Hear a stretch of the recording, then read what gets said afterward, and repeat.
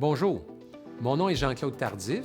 Je suis le directeur du Centre de recherche de l'Institut de cardiologie Montréal, directeur scientifique du Centre de coordination des essais cliniques de Montréal, puis professeur à la Faculté de médecine de l'Université de Montréal.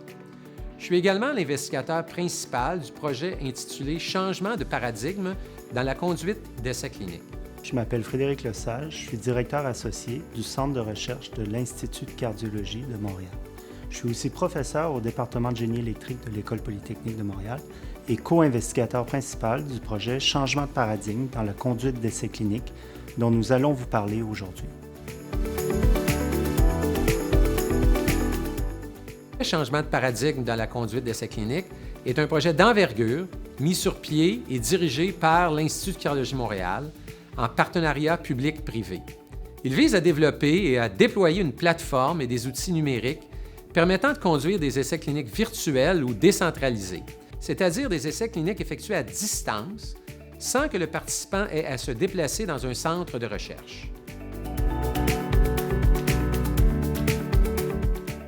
Jusqu'à récemment, les essais cliniques se déroulaient dans un centre de recherche où le patient devait se rendre sur place.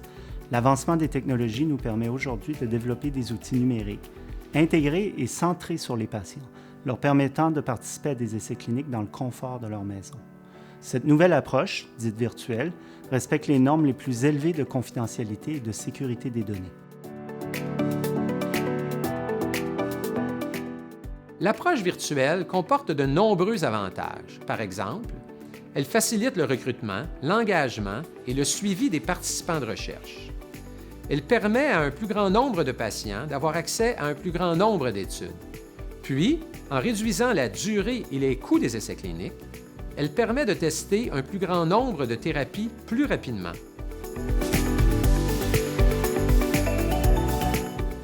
Une des forces de ce projet est qu'il mobilise un important réseau pan-québécois de partenaires publics et privés. Il est possible grâce au Fonds d'accélération des collaborations en santé du ministère de l'Économie et de l'Innovation du gouvernement du Québec. Des organismes sans but lucratif et une dizaine de PME québécoises œuvrant en technologie de l'information, en santé, en intelligence artificielle, en biopharmaceutique et en instruments médicaux et diagnostiques sont également partenaires du projet.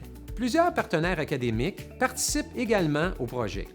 C'est le cas du Centre de génomique et de politique de l'Université McGill qui assure l'évaluation des enjeux éthiques et légaux. Le Centre d'excellence sur le partenariat avec les patients et le public assure pour sa part l'intégration de patients partenaires dans toutes les étapes du projet.